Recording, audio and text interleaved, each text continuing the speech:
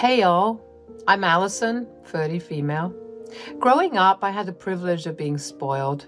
My father, a successful businessman, provided me with a more than comfortable life. However, don't mistake my privilege for snobbery. Sure, I enjoyed the finer things in life, but I also knew the value of humility. I wasn't just a spoiled brat. I was so much more than that. Unfortunately, the moment people heard my name, their assumptions would kick in. They would turn away, assuming that I was just another entitled rich kid. It was disheartening to see how quickly people judged me without even getting to know me. As a result, I found myself lacking genuine friendships, often surrounded by jealousy instead of genuine connections. It left me feeling lonely and, at times, desperate for meaningful relationships. That's when Victor entered my life. We met, sparks flew, and before I knew it, we were married after only 3 months of dating. Stupid, I know, but what can I say? It was a whirlwind romance, the kind you see in movies. For the first time, I experienced what it truly meant to be in love, and I held on to it with all my might. Victor was my anchor, my partner in crime, and my rock in this unpredictable world.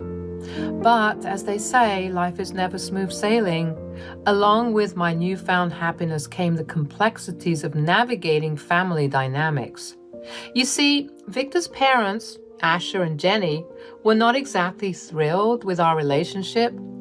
They had reservations about me, their assumptions fueled by the stereotypes associated with my background. I understood their concerns, their desire to protect their son from potential heartache or manipulation or the negatives that come with living a super lavish lifestyle. But it pained me to see their judgment without truly getting to know who I was as a person. I yearned for their acceptance and tried my best to prove that I was more than just a spoiled girl. Something changed the trajectory of my life forever, and it all started on this particular day, months after Victor and I tied the knot. Jenny, Victor's mother, called me out of the blue. It was a sunny afternoon, and I was caught off guard by her unusually chipper tone. You know, the kind of tone that makes your heart skip a beat because you know something unexpected is coming your way. Jenny began by exchanging pleasantries, and then she dropped the bombshell.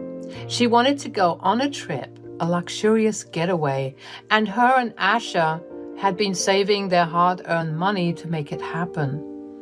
I could sense the anticipation in their voice, the excitement of something extraordinary on the horizon.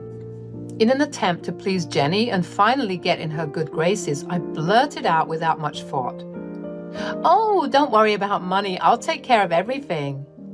Seriously? You do that? Of course, you're my family and I want you to fully enjoy your trip without worrying about expenses. I couldn't possibly let you do that, sweetie. It's too much. Nonsense. It's all on me. I love you and I want all of us to have a good time. Now, tell me about the details of the trip.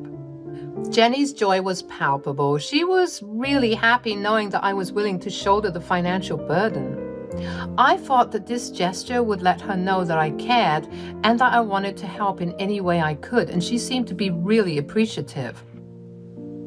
"Since you're footing the bill, we needn't worry about anything else. Asher and I will plan the itinerary, so don't worry about the nitty-gritty, all right?" "All right, Jenny, I'm so excited." We cut the call and proceeded to go on about our days respectively. The week leading up to the trip was filled with excitement and anticipation. Victor and I gushed about everything we'd get to do. It was almost like we were kids excited to go to Disneyland. Amidst all the excitement, I even splurged on first-class tickets, wanting us to arrive in style and experience the journey with utmost comfort. Finally, the day arrived and we found ourselves in the breathtaking beauty of Morocco. The vibrant colors, the bustling markets, and the rich culture immediately captivated us. For Victor, Asher, and Jenny, it was their first international trip and their amazement was contagious. Even though I had been to Morocco before, I couldn't help but fall in love with the place all over again. Being the one with previous experience in Morocco, I took on the role of a tour guide eager to show them the best spots and immerse them in the local culture. We have to explore the Djemma El Fna Square in Marrakesh. It's so beautiful. And don't even get me started on the cuisine. At first, everything seemed great. Victor, Asher, and Jenny seemed appreciative of my efforts, and we were having a wonderful time. However, things took a turn when we arrived at the luxurious 5-star hotel that Jenny had planned and booked. We arrived at the beautiful Stardust Hotel. As I started unpacking in the hotel room, Asher suddenly said I should stop.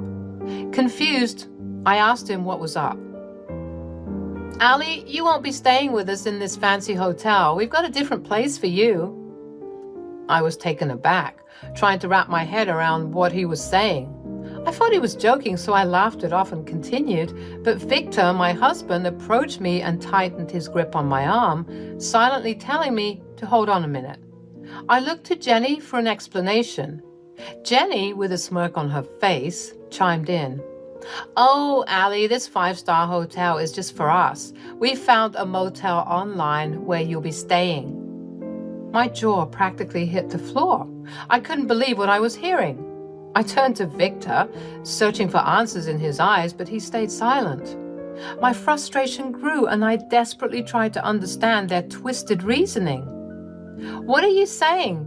Why are you doing this? Jenny and Asher wasted no time in explaining themselves. They claimed that they never really liked me, thinking I was too full of myself. This was their way of teaching me a lesson in humility. You've been spoiled for too long. You need to be humbled. I mean, seriously? Who offers to cover all the expenses on a luxury trip? And let us go first class. You just never stop, do you? You're always showing off your money. I did no such thing. I was just trying to be kind. Oh, please, Ali. We all know that you're obsessed with your money. You too? What is wrong with all of you? You think you're better than all of us, don't you? With your fancy dad and his fancy money, what would happen if he lost everything? You'd be nothing. I couldn't hold back my anger any longer. Are you kidding me? I've always appreciated what I have, and I've never acted like I'm better than anyone. I just wanted to take my family on a trip.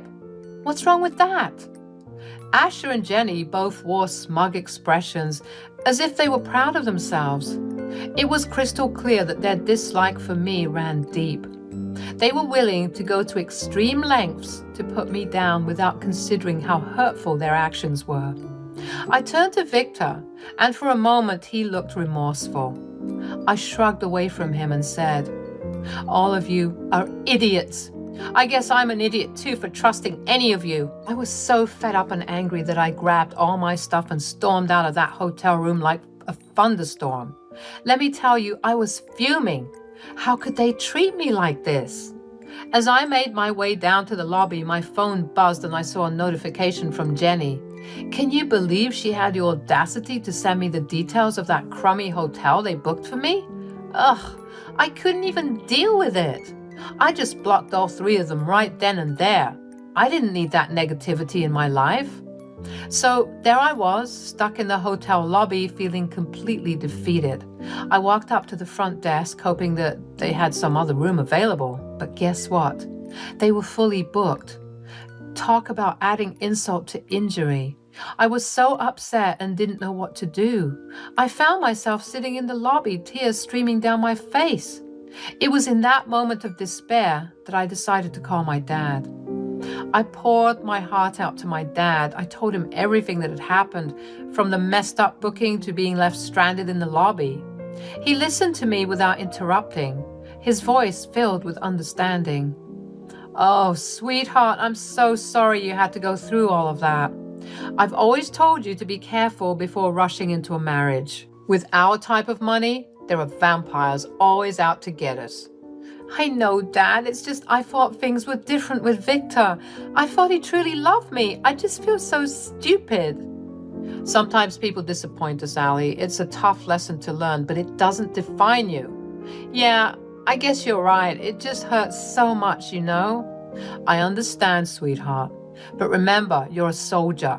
This setback won't keep you down for long. You're strong and you'll rise above it. I know it. Thanks, Dad. I really needed to hear that. Then my dad said, by the way, which hotel are you in? It's called the Stardust Hotel, but I already checked. They're fully booked. You know, you could easily clear out the place if you wanted to. I know, but why would I displace all these people? They deserve to enjoy their stay here, even if this place is harboring some idiots who kicked me out. The nerve. I literally paid for the hotel room and they had the audacity to kick me out. Hold on. Did you say Stardust? Yeah, I did. Why? Wait one moment, Cupcake. I need to check something. He put me on hold for a couple of minutes, and when he returned, his voice was filled with excitement. Tell those fools to get out of my hotel. What? Your hotel? What do you mean? Turns out I own the place. Wait, what? How is that even possible? It's actually quite a funny story. So I was gambling. I know you said I should stop, but it was one time, I promise. Sure. Anyways, the lads and I were gambling and my friend was sloppy drunk, completely wasted. He ended up betting on his hotel. We strongly advised him not to do it, but he just wouldn't listen. Ali, that friend of mine, is Moroccan, and the hotel in question is Stardust. I was speechless, not knowing how to react. It felt like a twist of fate, a lucky coincidence, like a deus ex machina. I'm presuming you won? Always. I never lose, you know that. I could practically hear him smirking through the phone. I don't know what to say. That's completely insane. I forgot to check up with him about transferring ownership. This game happened about a month ago, but I called him up when I put you on hold. You're insane. No wonder people think we're snobby. Well, that's just how the game works. Now go and kick those buffoons out of my hotel. Thanks, Dad. Don't mention it, sweetheart. You can stay in the luxury you deserve. Enjoy your time in Morocco and take a picture of their faces when you tell them the truth. I couldn't thank my dad enough for his support and this unexpected turn of events. It felt like a ray of hope amidst the darkness. As I hung up the phone, a sense of resilience and determination filled me. I was ready to make the most of my time in Morocco, knowing that I had my dad's love and support and the opportunity to turn this challenging situation into a remarkable experience. I stormed back to the hotel room where Jenny, Victor, and Asher were staying. My anger fueled my determination as I knocked on the door, demanding their attention. Victor opened the door, surprised to see me, but I didn't give him a chance to speak. I'm coming in whether you like it or not. I barged into the room and Jenny immediately started screaming. What do you think you're doing here? Didn't we already kick you out? Look, boy, she thinks that she can just waltz in here like she owns the place. Actually, I kind of do. Get a load of this. Are you so spoiled that you think any luxurious thing belongs to you? What did I tell you guys? I was right all along. If you don't get out of here, I'll just have to call security. Imagine that the daughter of a billionaire is escorted out of the premises by security. How embarrassing. Actually, Jenny, you won't be needing to call security. Jenny, they're already here. At that moment, the security guards who had accompanied me made their way inside. They began tossing out everyone's belongings, scattering them in the hallway. Asher, confused and alarmed, said, "What the heck is going on here?" It was the perfect moment to reveal the trump card I had. Well, it turns out my dad happens to own this hotel, so you can all say goodbye to your luxurious stay because I don't appreciate the plan you had to get me. What? That's impossible. When you live the type of lifestyle I do, these sorts of things aren't too outlandish. You're gonna pay for this, kid. I already did pay for this. Don't think I get any special passes. I'm a paying customer and I paid for this room. Ali, please. Oh, now you want to crawl back. I'm afraid it's too little too late. Allison, please. We don't know anything about Morocco. Where are we going to go? Unfortunately, that's none of my business. Oh, hey, maybe you could stay in that motel that you got for me. I don't think that single bed will fit all three of you, though. Maybe two of you could sleep on the floor. You're a monster. Asher, it's all of you who are the monsters. You treated me like crap, and you thought I'd let you get away with it? You're even dumber than you look. Allie, I'm so sorry. Me too, Victor. I'm so sorry that I trusted you guys. Anyways, enjoy your stay in Morocco, or don't. I don't care. And Victor, I'll need those divorce papers signed ASAP once I send them to you. I can't stand the thought of still being related to any of you in any way after what you did to me today. Jenny sobbed uncontrollably, and Asher tried to resist shouting at the guards, but he was no match for the bulky security team who swiftly restrained him and escorted them out of the room. As they were being led away, Asher couldn't resist making a snide remark about me being a spoiled brat. My anger boiled over, and without thinking, I spat in his face. You know what, Asher? You can all go to hell. Jenny, Victor, and Asher were embarrassingly thrown out of the hotel, their faces filled with humiliation as they were escorted by security. A couple of hours had gone by, and they were stranded on the side of the road as they desperately Googled hotels that could accommodate them. They tried to reach out to me, probably realizing the gravity of their actions, but since I had blocked their contacts, they resorted to sending me desperate emails, revealing their failed attempts at finding available hotels. I read their emails, but I had no interest in engaging with their apologies or pleas for forgiveness. I called my dad to update him on the situation. Dad, you won't believe what I'm seeing right now. I can spot Jenny, Victor, and Asher from my window. They look so lost and helpless. I think they've been looking for a hotel for some time now. I'm surprised that it's taken them this long. Well, my dear, about that. Oh, God. Dad, what did you do? I've taken matters into my own hands. I made a few calls and called in some favors. Their names are blacklisted, making it nearly impossible for them to even secure a reservation at a decent hotel. Dad, that seems a bit extreme, don't you think? They've already faced the consequences of their actions. Extreme? Maybe. But no one messes with my baby. They thought they could toy with you and make you suffer. They needed to learn a lesson, and I made sure they did. They won't forget this anytime soon. I appreciate your protectiveness, Dad, but I hope you didn't go too far. I don't want them to suffer endlessly.